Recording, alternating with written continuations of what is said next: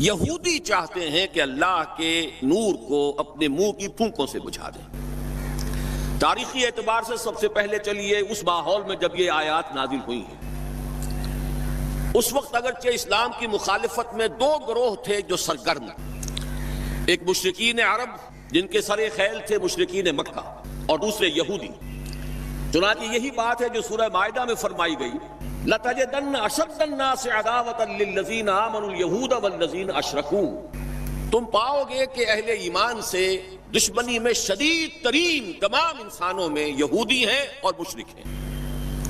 مکے کے مشرک یا جزیرہ نما عرب کے مشرک اس وقت جن کے سر خیل تھے، جن کے لیے قرآن مجید میں سورہ توبہ میں ائمہ کا لفظ آیا ہے، فَقَاتِلُوا أَئِمَّةَ الْكُفْرِ، ایک طرف وہ تھے جو شدید مخالف اور دوسری طرف یہودی، لیکن ان دونوں کی مخالفت کے انداز میں فرق تھا۔ یہ نوٹ کرنا چاہتا ہوں میں آج، اچھی طرح سمجھ لیجیے۔ پہلا فرق یہ تھا کہ مشرکین عرب سامنے سے وار کرتے تھے جمع مردی کے ساتھ، ان کے مقابلے میں ان کی مخالفت میں کمینگی نہیں تھی، وہ اپنے باطل معبودوں کے لیے بھی گردن کٹا رہے تھے۔ ابو جہل نے کہا تھا ذرا نیچے سے گردن کاٹنا تاکہ اونچی نظر آئے کہ سردار کی گردن ہے جب تم کسی چیز پر اس کو اوپر لٹکاؤ گے۔ 70 جانیں انہوں نے پیش کی ہیں بدر میں اپنے دین باطل کے لیے اور اپنے معبودان باطل کے لیے۔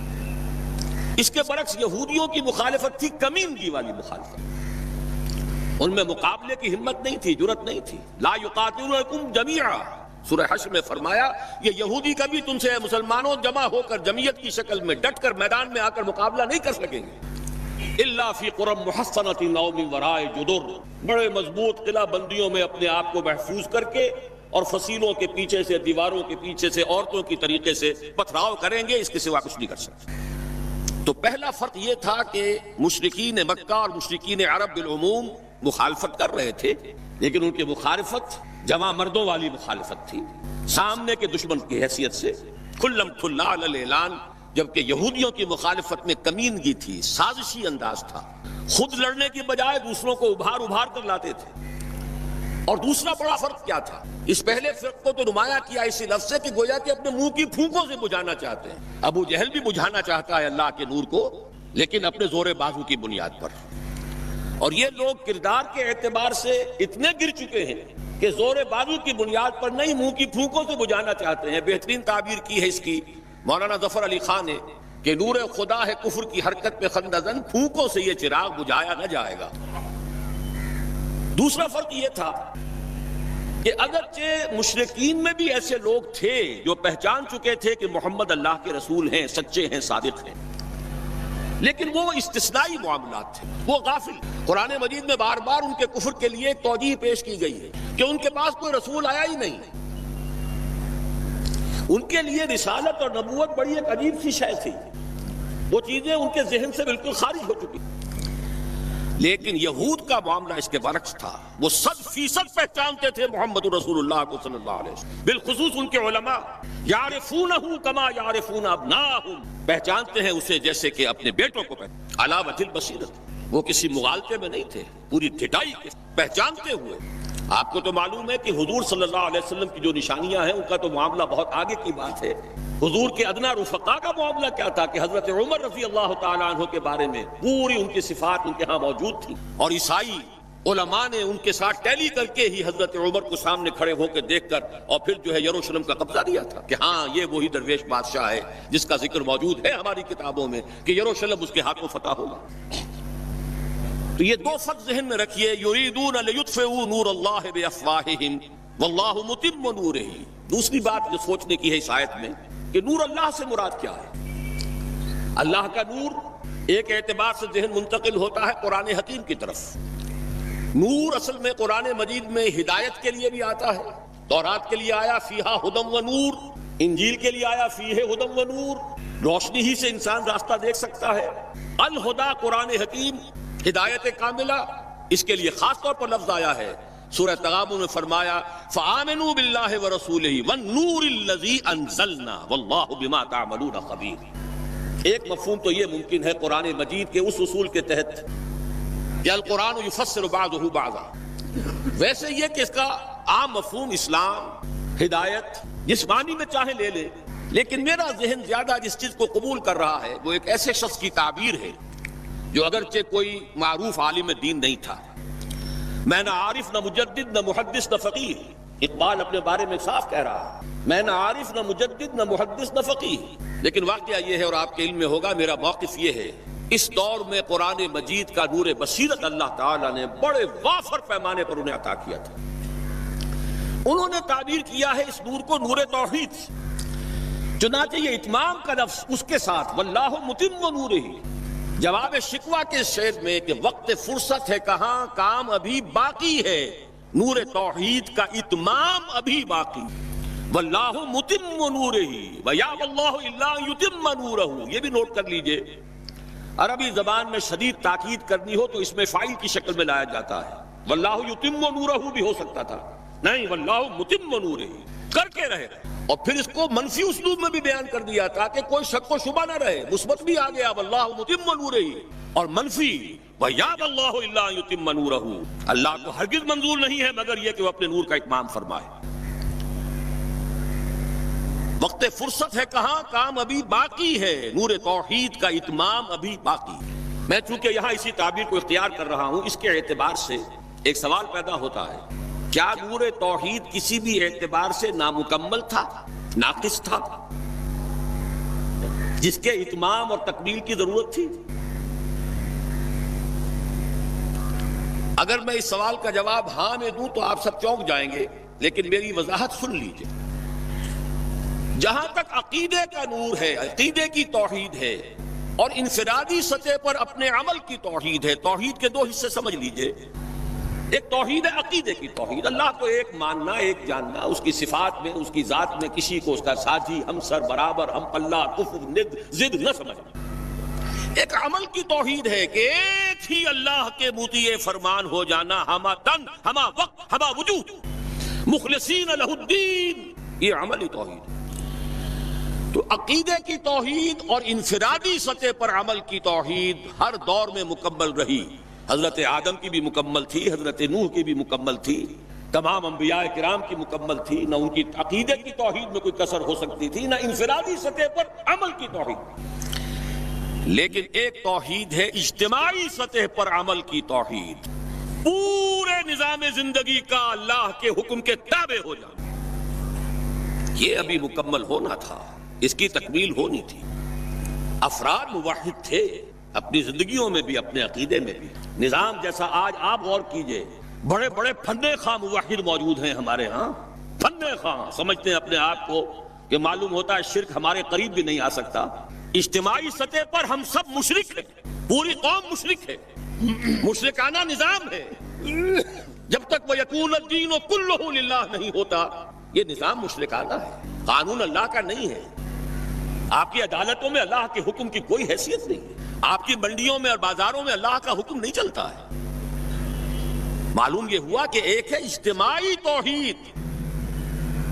کچھ مواقع ضرور آئے ہیں تاریخ انسانی میں جبکہ اجتماعی توحید بھی ہوئی، حکومت قائم ہوئی حضرت داؤد کی اور حضرت سلیمان کی، وہ اجتماعی توحید کی۔ لیکن ایک بات نوٹ کر لیجئے گا، یہ میرا اصل میں کل کی تقریر کا موضوع ہے، یہ کام تاریخ انسانی میں صرف ایک مرتبہ ہوا ہے کہ ایک فرد واحد اپنی دعوت کا آغاز کرے اور تمام مراحل سے گزار کر اپنی اس دعوت اور تحریک کو اور توحید کامل تک معاشرے کو پہنچا دے، یہ اس سے پہلے کبھی نہیں ہوا۔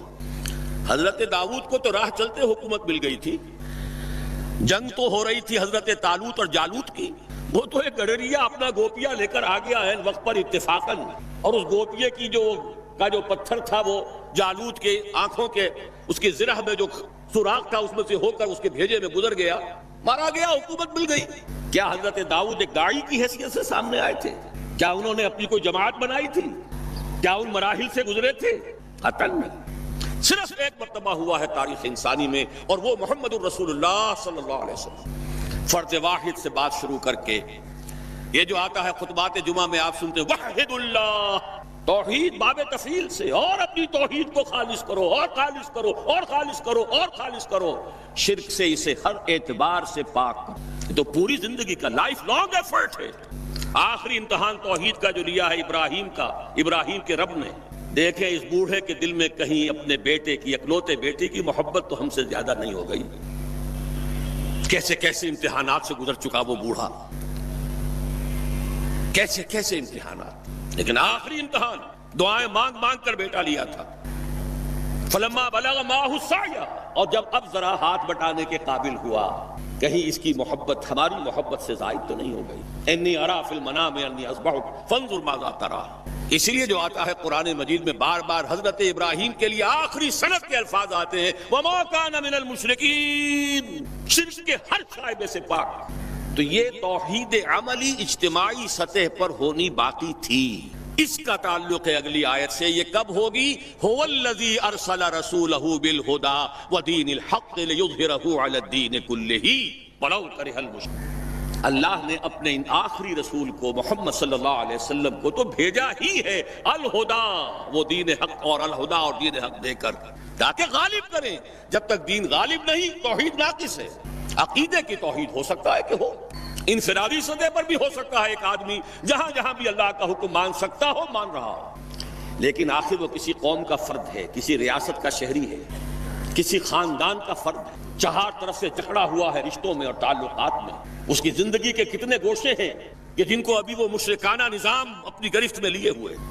یہ در حقیقت اسی وقت ہوگا جبکہ اللہ کا دین غالب ہو جائے۔ هو الذی ارسل رسولہ بالہدی ودین الحق لیظہرہ علی الدین کلہ ولو کرہ المشرکون۔ مشرک تو کبھی پسند نہیں کریں گے۔ یہاں ذرا شرک کو سمجھ لیجئے، یہ شرک صرف عقیدے کا نہیں۔ آج کا سب سے بڑا شرک کیا ہے؟ اللہ کا اللہ کو دو، ریاست کا ریاست کو دو۔ یہ سیکولر نظام ہے، یہاں پر جو ہے حاکمیت عوام چلے گی، جاؤ مسجدوں میں اللہ کا حکم نافذ کر لو۔ یہ سب سے بڑا شرک، کبھی گوارا نہیں کریں گے۔ وہ توحید ہو جائے، اللہ ہی کا حکم چلے، سب پر یکساں جاری ہو جائے، سب یکساں اللہ کے حکم کے تابع ہو جائیں۔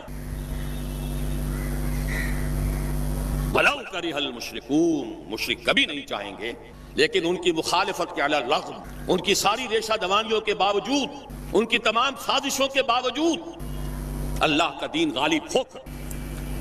اب ذرا تاریخی اعتبار سے جائزہ لیجئے، ابھی ہم تھے اس ماحول میں جبکہ ابھی یہ آیات نازل ہو رہی تھی۔ پہلی بات تو یہ سمجھ میں آ گئی کہ محمد الرسول اللہ صلی اللہ علیہ وسلم کا مقصد بعثت ہے غلبہ دین۔ یہ نوٹ کرنے کی بات ہے، کسی اور رسول کے لیے اللہ نے قرآن مجید میں یہ الفاظ استعمال نہیں کیے۔ شاہد سب تھے، مبشر سب تھے، نذیر سب تھے، داعی سب تھے، مبلغ سب تھے، معلم سب تھے، مربی سب تھے، مزکی سب تھے، لیکن یہ کہ هو الذی ارسل رسولہ بالہدی ودین الحق لیظہرہ علی الدین کلہ، صرف محمد کے لیے آئے الفاظ صلی اللہ علیہ وسلم اور 3 مرتبہ آئے۔ اب اس کے ساتھ جس کو صغرا کبرا کہتے ہیں، لاجک میں پریمیسز، اس کے ساتھ جوڑیے دوسری بات جو قرآن میں 5 مرتبہ آئی ہے، اگرچہ وہ آئی ہے ذرا مختلف الفاظ میں۔ کہیں فرمایا وما ارسلناک الا رحمۃ للعالمین، ہم نے نہیں بھیجا ہے محمد صلی اللہ علیہ وسلم آپ کو مگر تمام جہان والوں کے لیے رحمت بنا کر۔ آپ کی بعثت جغرافیائی، نسلی، قومی، علاقائی حدود سے ماورا، بالا تر۔ قرآن میں بقیہ سارے رسولوں کی بات آتی ہے تو کہتے ہیں یا قوم یا قوم یا قوم۔ نوح نے کہا یا قوم اعبدوا اللہ، ہود نے کہا یا قوم اعبدوا اللہ، صالح نے کہا یا قوم اعبدوا اللہ ما لکم من الہ غیرہ، اور قرآن کہتا ہے یا ایھا الناس یا ایھا الناس اعبدوا ربکم الذی خلقکم والذین من قبلکم لعلکم تتقون۔ لیکن صریح ترین جو لفظ آیا ہے وما ارسلناک الا کافۃ للناس بشیرا ونذیرا، ہم نے نہیں بھیجا ہے محمد صلی اللہ علیہ وسلم آپ کو مگر پوری نوع انسانی کے لیے بشیر اور نذیر بنا کر۔ اب ذرا اس کو جوڑیے، محمد کو بھیجا کاہے کے لیے؟ غلبہ دین کے لیے صلی اللہ علیہ وسلم، اور بھیجا کن کے لیے؟ تمام انسانوں کے لیے۔ کیا نتیجہ نکلتا ہے منطق سے؟ محمد الرسول اللہ صلی اللہ علیہ وسلم کا مقصد بعثت مکمل اسی وقت ہوگا جب پورے عالم انسانیت پر اللہ کا دین غالب آئے، ورنہ بات وہی ہے جو اقبال کا شعر سنا چکا ہوں، وقت فرصت ہے کہاں کام ابھی باقی ہے، نور توحید کا اتمام ابھی باقی ہے۔ لیکن یہ کہ اگر اللہ نے واقعی بھیجا محمد کو دین کے غلبے کے لیے صلی اللہ علیہ وسلم، اور اگر بھیجا ہے پوری نوع انسانی کے لیے، تو ناممکن ہے کہ یہ دنیا ختم ہو جائے اس سے پہلے کہ محمد الرسول اللہ کا مقصد بعثت مکمل۔